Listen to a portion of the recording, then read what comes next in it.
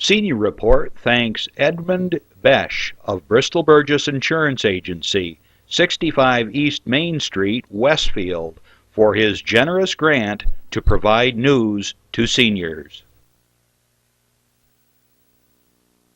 Funding is provided by a grant from New York State Senator Catherine M. Young, representing Western New York's 57th District with a local office in Olean.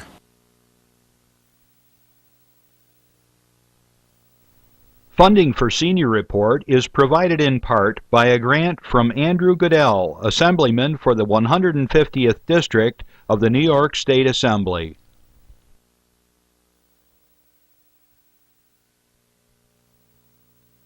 Dave Cass and Rick Newell provide funding on behalf of the Lakeview Hotel and Restaurant at the Docks, located on Water Street near the lake in Mayville.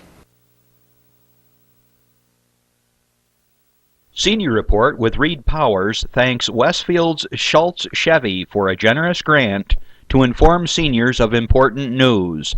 Over 50 years of service to Westfield by Chevrolet, Schultz Chevy across from the school. The physicians of Jamestown Primary Care are happy to sponsor the Senior Report.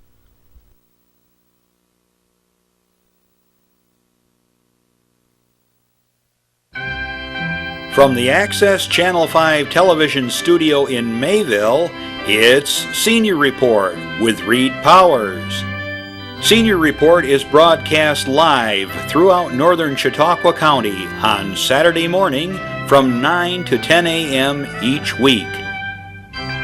Call in and share a thought, make a comment, ask a question, or simply wish someone a happy birthday on Chautauqua County's only live call-in senior program. Since 1995, Reed has been bringing viewers hundreds of interesting guests, informing the community on a variety of subjects. Here's the host of the show, Reed Powers. And good morning, everybody. What a beautiful day. Today we're going to eat and we're going to cook. And my guest is going to be showing you how to prepare a simple but exquisite gourmet meal for one person. You can double it if you have a friend over and impress the heck out of them.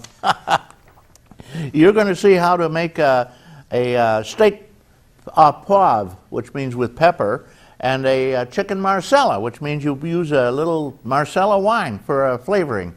And his name is Jim Powers, and he is a gourmet and a personal chef over in Chautauqua for one of the leading families, and I believe the person who's been there the most times, because every year since he was a baby, he was there, and he's in his 80s. Oh, gosh. We have over there Jack and Kate Bailey, and they're just beautiful folks, and they're big, heavy supporters of Chautauqua. Chautauqua is going to be running full blast very shortly, and get ready to go over yourselves. The programs are great, and I have a list of 15 different ways local folks can go to Chautauqua without paying a gate fee.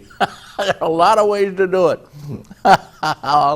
As we approach the season, I'll give you some of the tips. We have a lot of news on the TV, of course. It's nothing news. It's about murders and killings and about the big tornado that went through Oklahoma, and that's all they talk about on one channel is the tornado.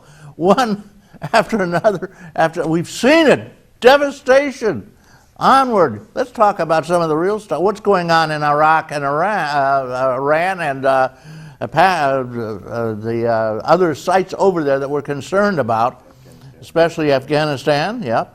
And we have nothing much on that, but it's costing us trillions of dollars and tens of thousands of casualties of American boys and girls, most of them killed and in bad shape when they come home, some of them. So that's not really news. It's only making huge amounts of money for the munitions makers, not anybody else. It's just costing us a bunch, which is why we have the largest deficit in the history of the nation, I might add. We usually some sort of news does occur in the Congress, and I haven't seen very much of interest because it's for the most part, kind of moribund because the Democrats are struggling to look good and the Republicans are struggling to make them look bad. That's the way it works today. Oh, well. New York State is cranking along. I congratulate especially Kathy Young, who is our state senator, on the fact that she is trying to get a repeal of the so-called SAFE Act. You know, they set up a euphemism for this thing so that it looks good on paper. Well, the SAFE Act was sneaked through in the middle of the night and took away a lot of our constitutional rights for the right to bear arms. And we're irate upstate about it. The downstaters, they like the idea because it keeps people from killing other people with long arms. Andy Goodell tells me no one was killed with a long arm in the last year, a couple of years in New York State, or in New York City anyway. A couple were in the state, but it's usually they're accidental. So this crazy thing has got to stop. And you can get a sign hanging out in your front yard. Everybody is up here. And I hope it spreads to downstate, because the way it was passed was absolutely unconstitutional in terms of the state constitution as well as the federal constitution. Enough said. Locally here in Chautauqua County, we managed to pass the budget without a tax increase, which is a miracle in itself. Theoretically, we found $10 million. Found them. Who lost them? Oh my goodness. Which left us with 5,000 that we lost 10 million. Excuse me, make sure I've got that right. $10 million. 5 went into the budget and no taxes, and the other 5 is sitting in the savings deposit fund, and we may use it next year to prevent a tax increase again. Highest tax county in the United States. Yeah, isn't that something? Okay, enough said. We'll talk about that when we have our representatives from the legislature who are good enough to give up their Saturday mornings. And we'll also be willing to chat with anybody who wants to. This is a call-in program, ladies and gentlemen. It's an hour-long live call-in program, and there's the number, 753-5225. Jack, this is your magic carpet into the universe. If you want to say something, whatever it is, this is your opportunity. Say it. This goes all over the county, and a lot of people pick it up on YouTube, where it is put up every week after the show.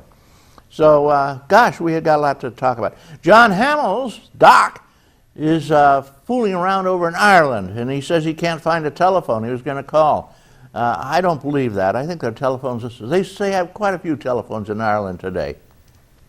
He's in Dublin, and he's soaking up, he says, a lot of history, and he's moving down to New Grange, which is a historical site which had all kinds of ruins and pyramids and everything else 1,000 years before the pyramids in Egypt appeared.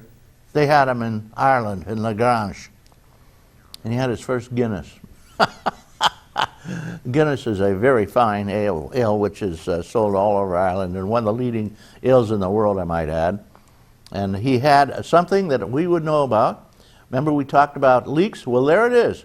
Fish with leeks. That's one of the great, terrific sauces and dishes in the world. You take the leeks, which, again, these are not the big things you get in the supermarket, but the little tiny bulbs you find up in the hills all over Westfield area, Chautauqua County, everywhere. And John says hello to everyone. He's sorry that he can't find the telephone, but he'll keep looking. Maybe he'll come in next week. We have a lot of other stuff going on here. I'm going to just read some of the more interesting points that are salient. The Great Belt Seniors, they have a terrific crowd over there, and they were learning how to arrange flowers. Arranging flowers is very important. You can take them and dump them in a vase. That's not that good. What you've got to do is arrange them so they have a little symmetry and composition to them. And they're bringing in packaged canned goods too. They're saving up for the rural ministry, which needs food. The need for food in this county has grown tremendously. There's an awful lot of need for food at the food pantries and at the community kitchens which provide hot meals for people, and they're great need. So reach down into your shelves there and in your pantry and pull out something you're not using much of, or that might be running toward being outdated, and give it up. Give it up. You can drop them off at the center at the Great Bell Seniors, and I don't know. It's just a very important thing to do. Don't forget American Legion. Poppies. Buy a poppy. All right, so you only give $1. What the heck? A bunch of dollars is an awful lot of money. They're going to Montreal and Quebec, and they only need 10 more people for a second bus to be added. And if you're going on these trips, you'll find it's a great trip, a lot of fun, overnighter, very inexpensive, good company. If you're interested, I'll give you a number, 672-5274. That's Marianne Cereal.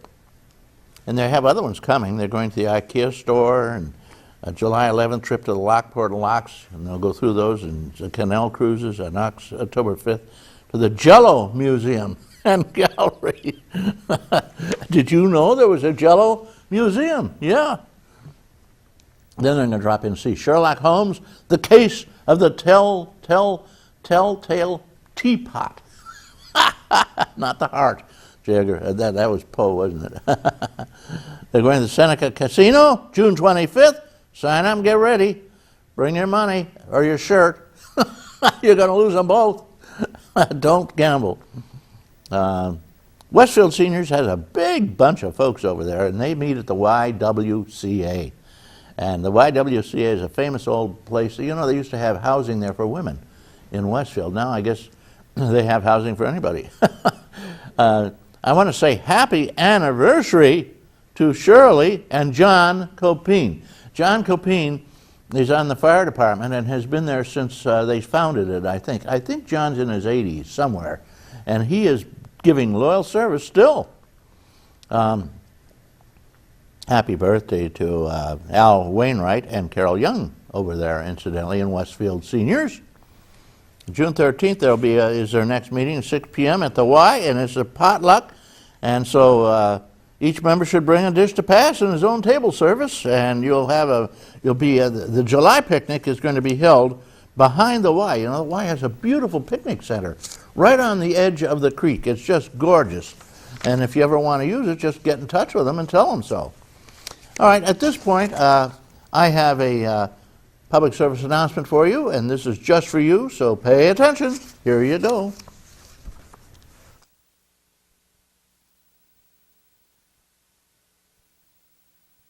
Their mom. It was hard to learn that there was no cure. You know, you don't want to see somebody that you love suffer. So we sought hospice care. Hospice people made her feel comfortable and pain-free. At first, the girls didn't know what was going on. The girls knew that Mommy was sick, that Mommy wasn't feeling well, but they didn't know that Mommy was going to die.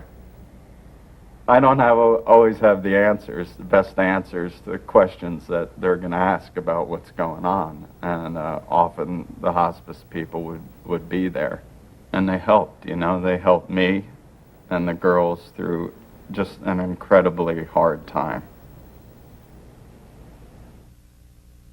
And here we have our guest, Jim Powers. Say hello, Jim, to the gang. Hello. How are you all? He's going to show you how to cook. What are you going to show him, Jim? Well, we're going to start with a chicken marsala, a rather simple dish. Very tasty. Won't take you more than a few minutes to do at home. What we're going to start with is start with a chicken breast, okay, or a tenderloin. I'm using tenderloins because they're a little more tender, a little easier to deal with. As far as portion control, they're excellent. They're really tender, too. Oh, very, very tender, okay? And what we're going to do is we're going to start and heat up our skillet, and we're going to put 1 tablespoon of butter and get that going. And this is a true gourmet meal. It's a fantastic gourmet meal. You can make in minutes. Jim is going to show you. Okay, and now Also, in the marsala, we use a little, about 2 or 3 mushrooms. These are small, so I'm going to use 3. Okay, and you slice those thin. Okay. You can use baby bellas, also portobello mushrooms. They sell them very small. They're called baby bellas, or any mushroom that you enjoy. Shiitake. Let's see. Oyster mushrooms, if you want to get very exquisite. Okay. Even morels, huh? Yep, even morels, if you can find them fresh. Actually, this is about the season, isn't it, Reed? Yeah. Mm-hmm. I believe. Okay, now we're going to start with the chicken first. Okay, we're going to lightly saute that, okay, in the butter. Some people prefer olive oil.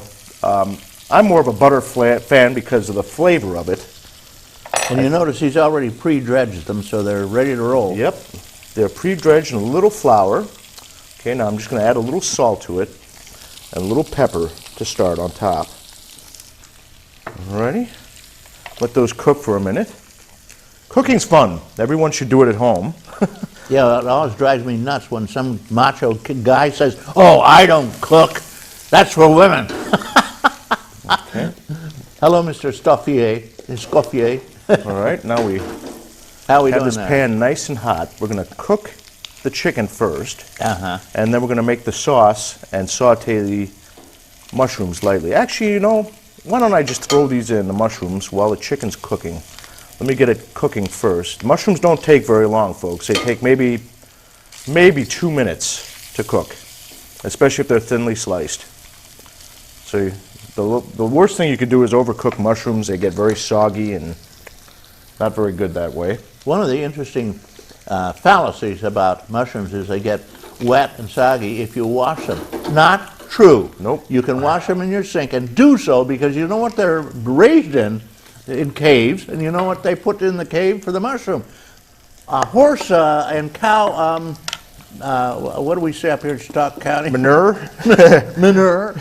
So you should wash your mushrooms thoroughly, and as I say, I just put them under in the sink in some water. They do not absorb the water, believe it or not. Okay, I'm going to add the mushrooms now. Okay. Okay. Mushrooms go very well with chicken, actually with anything, steak, chicken. It's very simple recipe here though, folks. Okay, chicken needs another minute. Let's saute these mushrooms up.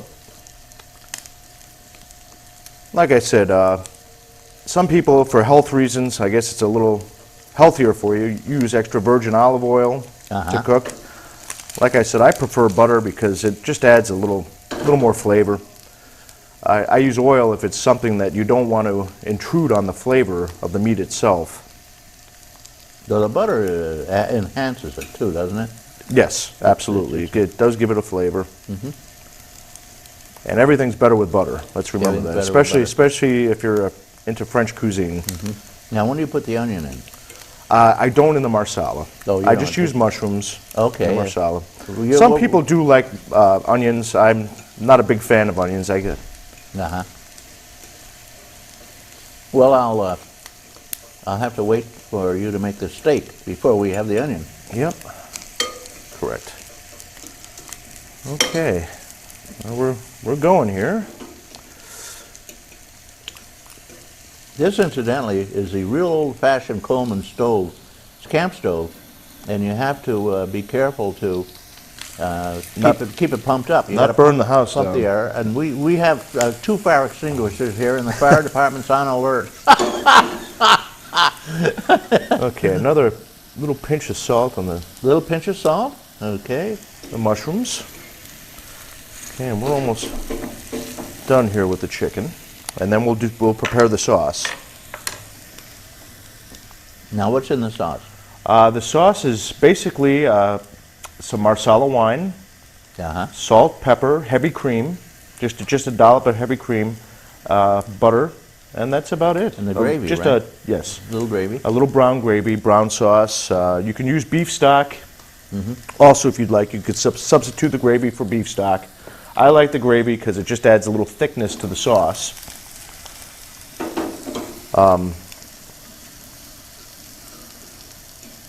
and just a hint of garlic. You can use crushed garlic yourself. I use garlic powder. Everyone has garlic powder at home, so it's easy to use garlic powder. I see you've got some right there. Yep, I have just a little garlic powder. Or you could use crushed. You can mince your own garlic or crush it. It's a lot easier that way. Okay, you're done with the chicken. So we're going to put that over here and the mushrooms. And now we're going to make our sauce. There we go. Okay. Now if you're cooking with Teflon pans, you want to use wood. Yeah. Okay, very important. Because it scrapes it, right? Correct. And you don't want to scrape it. Nope. You can Keep that old wear a Teflon. pan very quickly by Yeah. using metal utensils in a Right. Teflon pan. Okay, we're going to start with 2 tablespoons of butter. Okay. We're going to melt that down. Then we're going to add just a hint of marsala once that's melted. Pretty strong wine, isn't it? Very strong. You don't want to use much. As far as a marsala wine, I use maybe an ounce per serving. Okay? Now you add it first because you want that to reduce a little so that the liquor's evaporated and all you have is a marsala flavor. Okay, there we go. See, and that bubbles up nice there. All right. Then your salt and pepper. I love ground pepper. You can use fine pepper as well. And as far as my salt, kosher salt is excellent. It gives a nice flavor. And you know how much you put in. Correct. I do. How much of that are you putting in now? I'm putting about an ounce or 2 tablespoons. Actually, I think about 2 ounces I'll put of the beef gravy. So this is sort of a cheat. You can make your own beef stock. It takes a few hours with bones. Or you can buy it for, Or you can buy, for a buck. for about $1, you can buy a nice home-style gravy. Or a dollar gets you a quart of stock, too, without boiling it for 16 hours or whatever. That's correct, Reed.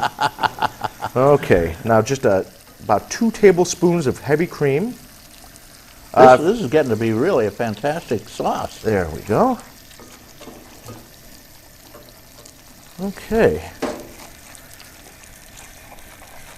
And here's our sauce, just about done. Now I just add a hint of garlic. Just a hint. A little bit. Okay. And maybe just a little more heavy cream there. Just got to sort of check it out as you go, huh? Yep. Boy, And that really sounds delicious. here we are. Okay. Now, to that, we add the chicken and the mushrooms. Right back in. Right back into the sauce. Okay.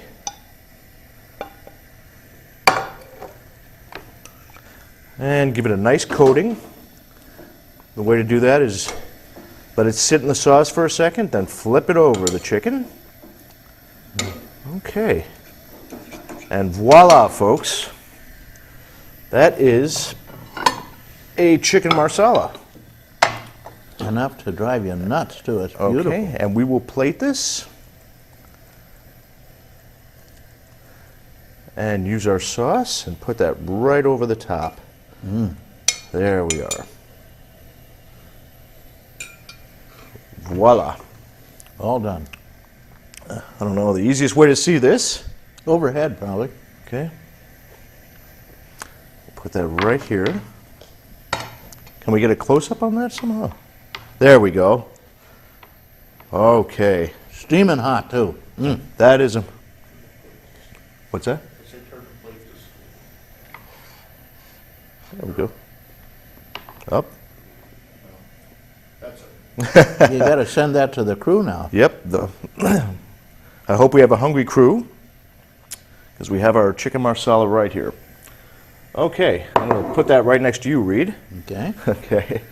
All right, next we have about a 6 ounce. This is the second This is treat here. Yep, this is the steak. This is our steak poivre. au poivre. Okay, we have and start with a 6-ounce steak, which has a little fat on it. Now with steak au poivre, we want to make it very, very trim. Okay, so what we're going to do is we're going to trim the fat off. This is a beautifully marbled steak, by the way. You can get excellent steaks locally. The Lighthouse, right here in Mayville, has superb steaks.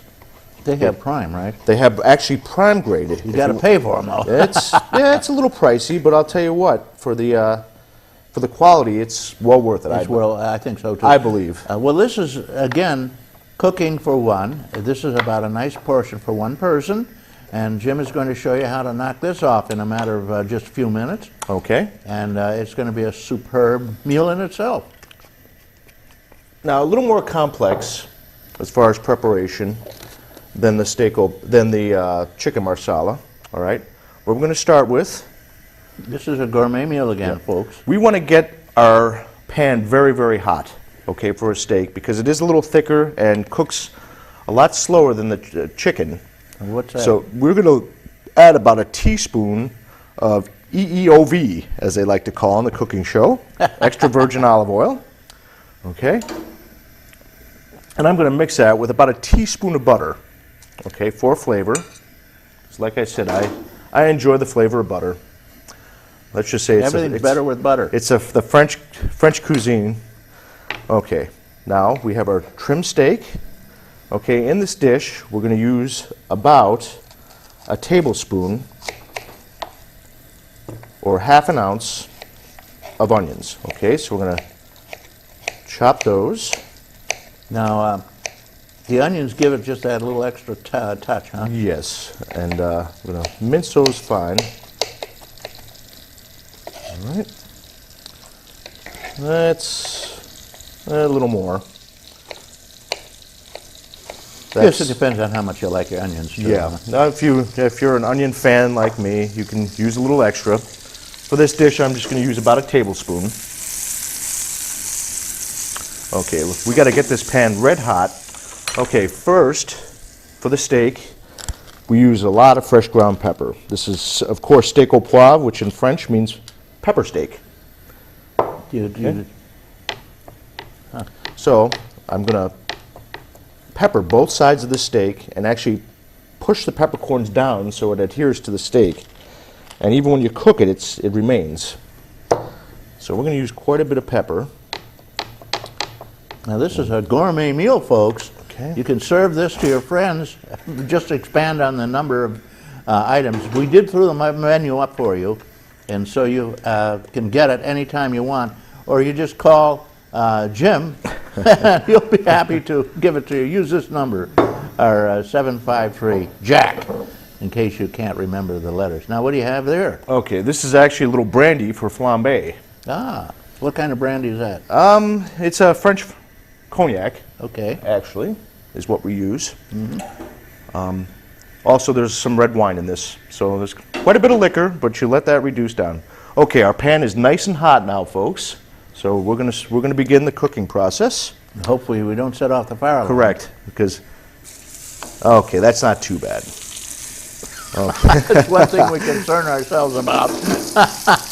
We have 3 fire extinguishers there. We have fire extinguishers at the ready. And the firemen have been alerted. Okay, we're gonna give it a browning on both sides. Now, yeah. Now, depending on the thickness of the steak, this is about maybe a 2/3 of an inch. You're going to give it about 2 minutes on each side first. Give it a nice searing on both sides. Make sure not to press down on the steak, folks. It releases a lot of juice when you do that. You want the juice in your steak. So you want to get a nice sear on both sides. Same as when you're making a hamburger. It just drives me nuts when people press down and take all the good juices and just squeeze them out, and you get a dry hockey puck. Yep, that's. Don't ever, when you make a hamburger, don't ever squeeze it, for God's sake. You'll see most people do that. They don't have any concept. It's one of the about most it. common mistakes made in barbecue is to sear your meat and press down hard. Yeah. If anything, just give it a light tap down so everything's cooking on the pan. You don't want anything raw. But you do like a medium rare. I do. Oh yes, I love a medium rare. Yeah, if you overcook a steak, again, you get a hockey puck. You might as well throw it away and start over. Okay, that's coming right along here. We have a nice hot pan. Make sure the pan is nice and hot. Like I said, I like to add a little olive oil because it brings that cooking temp a little higher than just butter.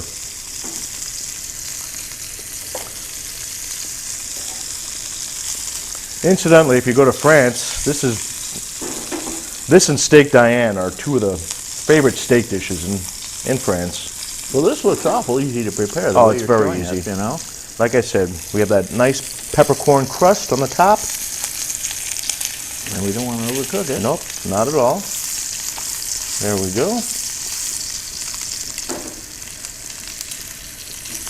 Okay. Now, want to give the steak a little flavor. Little action here. And a little action. So we're going to add the cognac now. Notice you take it off the burner. Yep. Okay. Now we're going to add a little flame to this. Seniors, don't try this at home. No one should try it at home. It doesn't work. Nope, it works.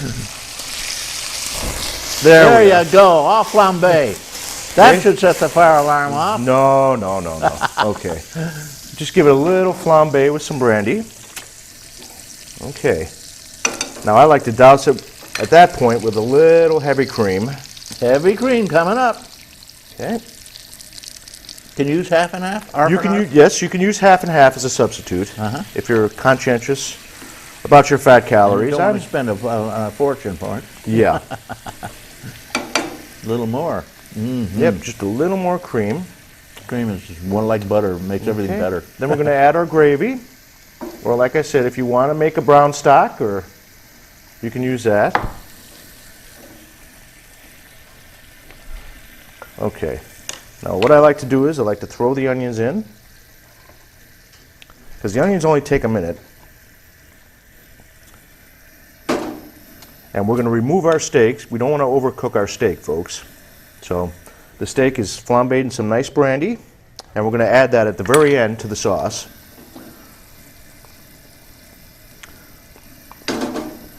Again, great chefs always prepare a sauce, don't they? Yes. They don't serve things dry. No. Sauces are very important as far as cuisine. Yeah, you can judge the chef by his sauces, as a matter of fact, in many cases. We are going to add about another tablespoon of butter to the sauce. Actually, we're going to cook those onions for a minute more before we do that. Okay, and add a little fresh ground pepper and a nice pinch of salt to the sauce. Let's turn this heat down a little. It's a little hot now for the sauce. Now those onions should start getting a little soft now. You could save a little time, and I like putting the onions in later because it just absorbs that sauce a little more. Or you can saute them beforehand and add them. No, that's probably as good a way to do it as any. Yeah. Get all the flavor in the sauce. Correct. But once those onions start getting a little soft, okay, we're going to add and finish it with a little red wine. I prefer a Cabernet Sauvignon. You can use any red wine that's sitting around the house. Okay, and add about an ounce of red wine. Okay. Now we're going to let this sauce reduce down a little. You use real red wine. You don't use that awful cooking stuff, right? No, that cooking wine you can buy in the supermarkets. First of all, it's very expensive. You can pretty much buy a cheap bottle a full bottle, 3/4 of a liter of red wine, or any wine, Marsala, any wine you want to cook with, at the liquor store for about the same price. There's no salt. They add a lot of sodium to the cooking wines that you buy in the supermarket, which is horrible because you really can't control the sugar, the salt content when you're cooking. There's the butter. All right, we're going to add that tablespoon of butter now. Get that sauce nice and creamy. Okay, we're just about done here, folks, with the steak au poivre. We have a nice steak here, cooked about medium rare, with a peppercorn. The coarser the better, as far as peppercorn. You can even use whole peppercorns. I'll use a whole peppercorn and actually put it in a little plastic baggie and crush it. So it's very coarse, and then I'll add it right to the sauce and right to the steak itself. But you can use any pepper, black pepper. Ideally, in a steak au poivre, we'll use Just cracked pepper, right? yep, just cracked pepper, cracked peppercorn. Okay. Now we add the steak, and just like the marsala, we're just gonna let it sit in the sauce for a second. Okay, get one side nice and saucy, flip it over, and get the sauce on the other side.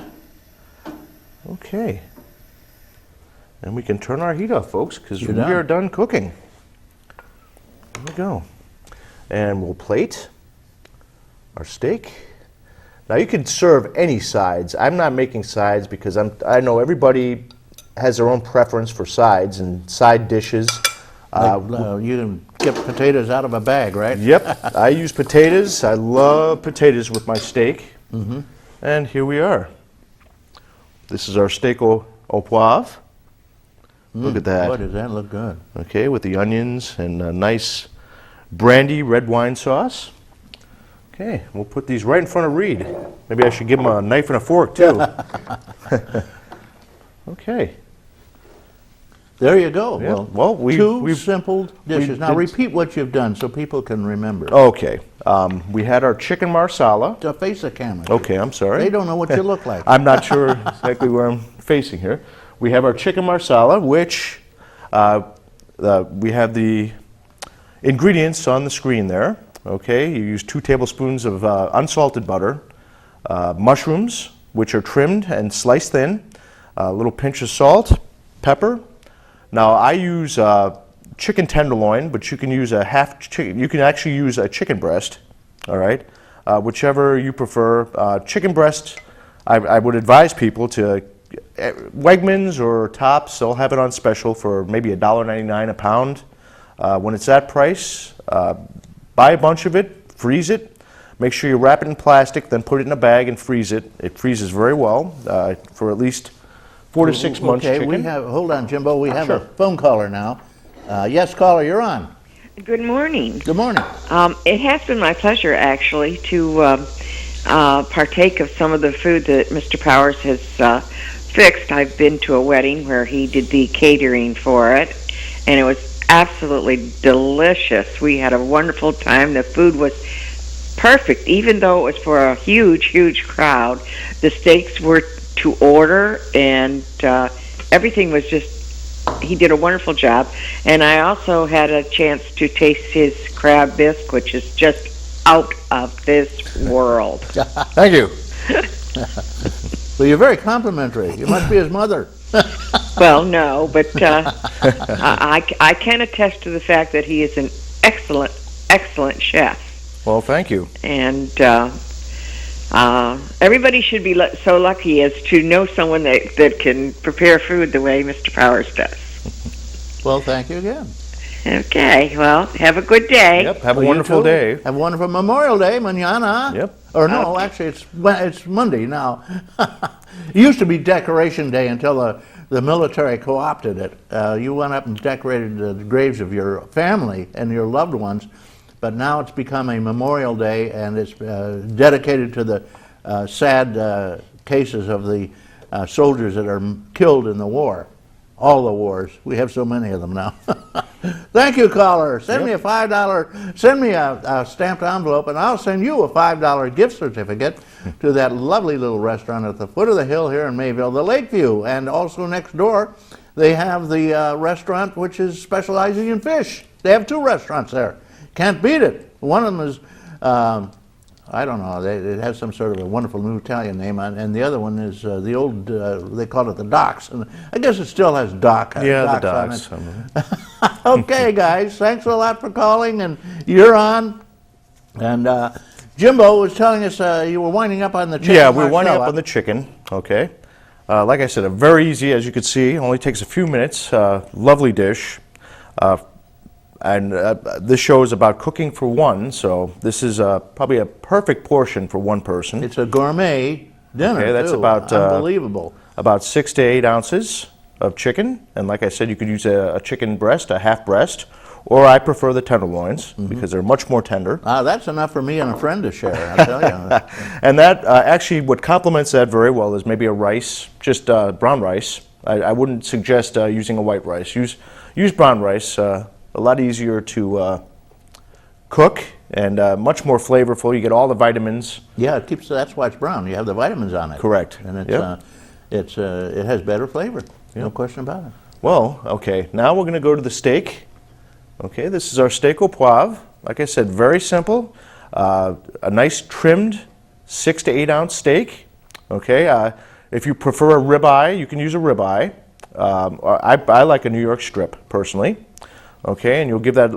I didn't mention this before. It was a little tenderized. Okay, I give it a little tenderization beforehand. How do you tenderize it? I use a jacquet, actually, which is a French instrument that you put right on the steak itself, and it puts a bunch of little tiny pinpricks in it, actually. Little needles, yeah. Correct. Well, those the jacquet is really a great thing, and I would never suggest anybody put a powder or some kind on it because it makes it more like liver. Correct. Yep. If you use a fork or a jacquet, you retain the same texture for Yes. the most part. Yeah. If you don't have a jacquet, you can use a definitely just a fork and just give it a nice forking all the way around. Makes it nice and tender, makes it easier to work with, and much easier to chew, by the way, seniors. But all kidding aside, a nice dish, like I said, and I showed you, it doesn't take too long to prepare, and it's very delicious. Well, it took you about 5 minutes, Yes, 10 minutes maybe. Actually, that was very quick. per dish. You're done. Yep, absolutely. And you have 2 nice dishes here. Like I said, you have several things, and I'm not going to go into it because everyone has their preference. If you're cooking for yourself, we have frozen vegetables. We have canned. Even if you like canned vegetables, you can use those. But a nice complement, like I said, with the chicken marsala is a brown rice and maybe a veg, green beans. I personally like a nice green bean almondine, which is also very easy to make and prepare. You can look online or in any cookbook, and they'll have a recipe for that. Also for these, if you wanted to. Yes, yeah, and you can go online and find 100 different recipes for these dishes I just prepared. And the steak, like I said, I like potatoes with my steak. You can also mashed potatoes is another easy way to do it. You got the gravy too. Yep, and that's really why you use potatoes with the steak au poivre, because you have a wonderful gravy there. You can use the gravy with the steak, and potatoes with the gravy, and it just sop it right up. It's delicious. Okay. Okay, well, thank you, Jim. Yep. You've given us some good advice. If you want to take that back to the crew, they can snap it down. Okay. And then come back and sit with me, and we'll talk in general about cooking, okay? Yep, I'll be right back, Reed. All right. Don't forget your microphone. No. I don't know how many times I've walked off with mine. Well, ladies and gentlemen, there is a demonstration by a grand chef on how to prepare 2 elegant and very gourmet dishes. And you can, again, if you have a friend come over, you can really knock them dead and impress them with the steak poivre and the chicken marsala.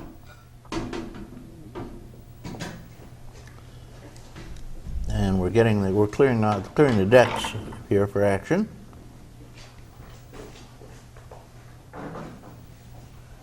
Show them what we got there lying on the floor, that red thing, Jimbo. This is what we had handy here, just in case, fellas. Every house should have a fire extinguisher Every house. right in the living room where you can grab it in a pinch in a real quick moment.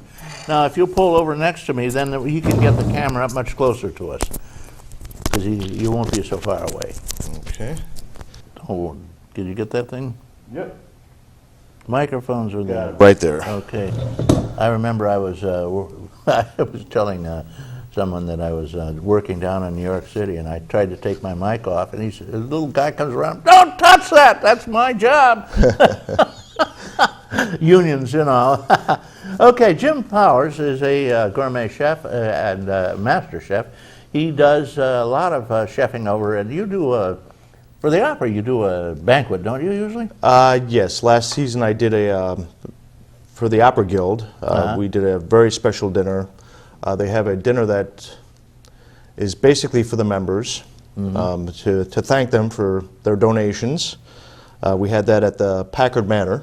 Oh, now what's the Packard Manor? Packard Manor is actually it's a beautiful mansion on the Chautauqua grounds, right on the lake, that was owned by the Packards automobiles. Automobile, yeah. I'm not sure of his first name, but incidentally, he has an identical mansion in Michigan.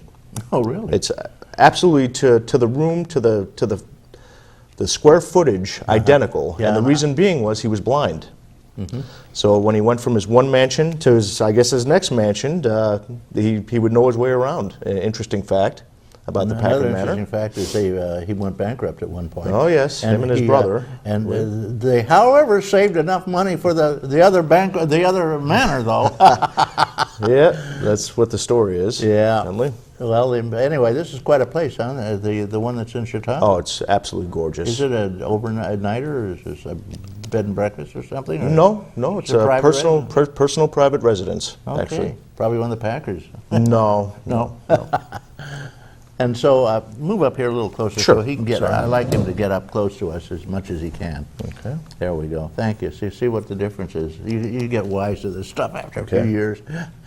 Well, Jim, you also a private chef. What do you give? What's a private chef do? What's the difference between a chef and a private chef? Well, Personal chef, I guess you call it, right? correct. A personal chef, basically you're only dealing with a few people. I do dinner parties for them, but you cater to the diet needs of and the specific preferences, tastes of your clients. In a restaurant, you're busy and you do maybe, depending on the restaurant, you could do hundreds of covers per day. I specifically cook for just a few people. A lot of it is gourmet items. They have very fine taste, the people I work for, so I make sure to give them exactly what they want, and I cater to their needs and I cater to their taste. So then it's sort of a different world, though. Oh, yes. Working in a restaurant and being a private or personal chef. Right, it's a little more relaxing, I think, being a private chef. And you're working exclusively in Chautauqua these days, is Yes. that's true? And Yep, Do you ever teach people how to cook? No, I occasionally I will give a lesson or two. I'm actually going to pursue giving private lessons this season. Well, that's great that you can share your knowledge with others, because so many people really hunger for knowledge on how to cook properly, especially gourmet cooking. Sure. And as I said before, and I'll repeat it, it just drives me nuts when some macho guy says, "I don't cook, I can't cook anything." Right. Women do that. Give me a break.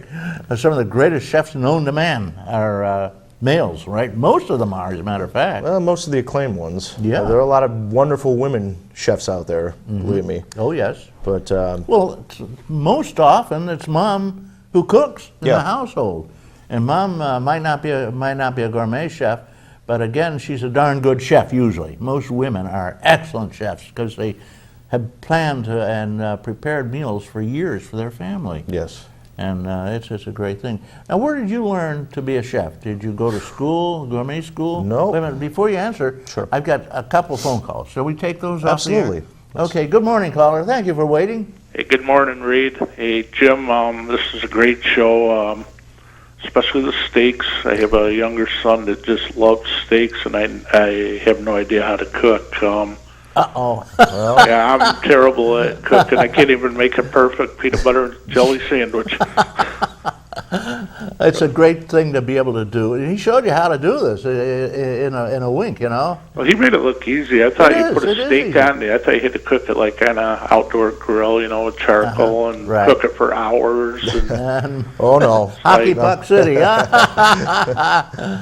but I guess my question is, where I work, I receive steaks. I only see the boxes, the names. There's a lot of different names there, from like Durango to tenderloins, Okay. beef or some kind of ragu. Is it the same steak, just prepared differently, or? No, you're actually talking about different cuts of steak. Okay, you have your strip steak, okay, which is also known as a club steak in the area here. Then, if you go a step further, it's called a T-bone, okay, which is the strip section and a little piece of fillet on that bone. T-bone, reason it's called that is because the bone itself is shaped like a T. Then you have a porterhouse, okay. Now a porterhouse steak is a strip steak with the whole fillet connected to it. You get both. So you get both. You get the best of both worlds with a porterhouse, okay. Okay. Then you have your tenderloin, okay, which is the finest part. It's also known as a tenders, but it is the prime fillet of the beef. Filet okay? mignon. Filet right? mignon. Another thing. Chateaubriand is another name for That's it. the end cut, right? Yes, that is the end cut of the fillet. It's a little tougher than the actual tenderloin. Then finally you have the ribeye, which is well, you have sirloin, which is a cut below, but you have a ribeye steak, also known as prime rib when it's served in the whole rib, or a Delmonico.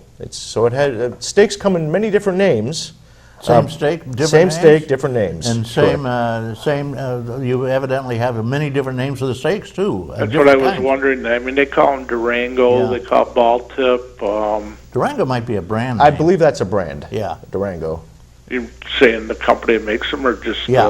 the way Yes. it is? Okay, because I've never heard of a Durango steak, Durango personally. yeah, they call But them there's, I mean, Durangos and so many- something ragu, and I mean they're.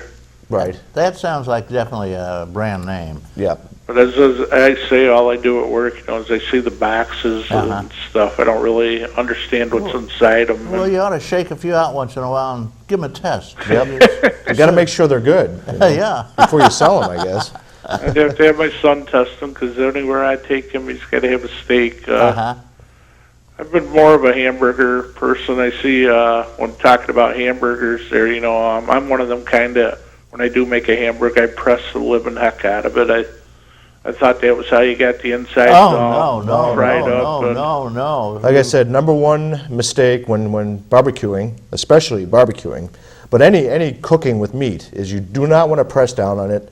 What that does is it releases the juices. You want to keep the juices in the meat itself to keep it nice and moist. And a trick to keep it in, if I may intrude, Sure. is that you let it, quote, rest.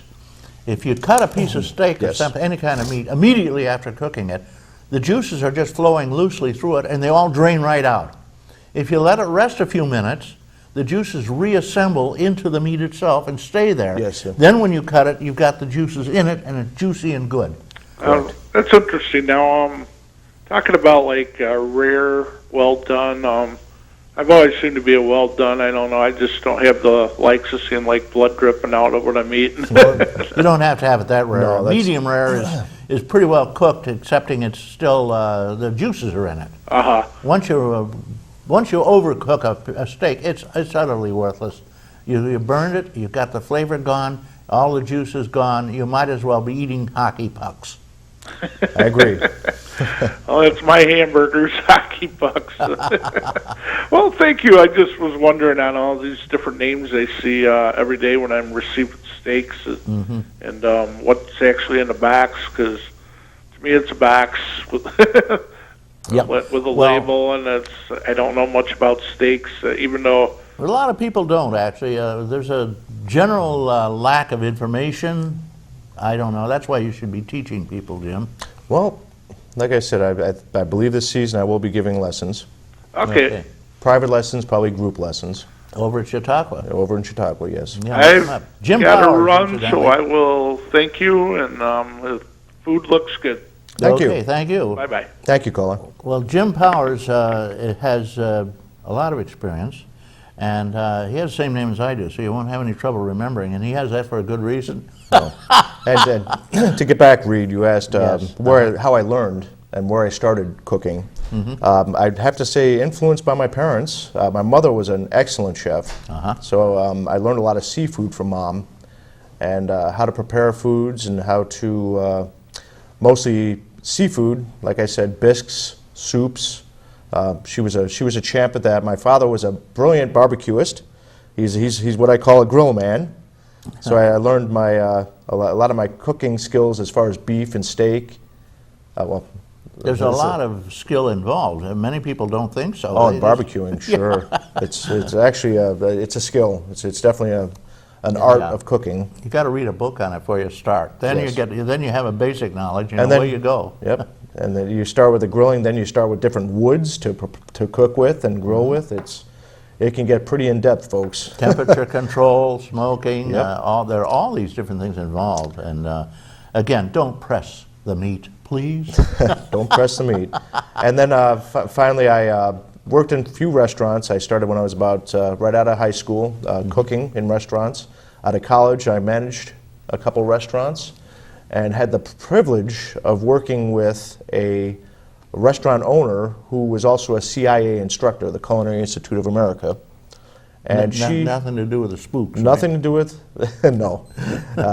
And what she did was I traded off for, instead of cash and pay, she would give me private lessons. Oh, boy. So I learned for 2 years, one-on-one with a CIA chef.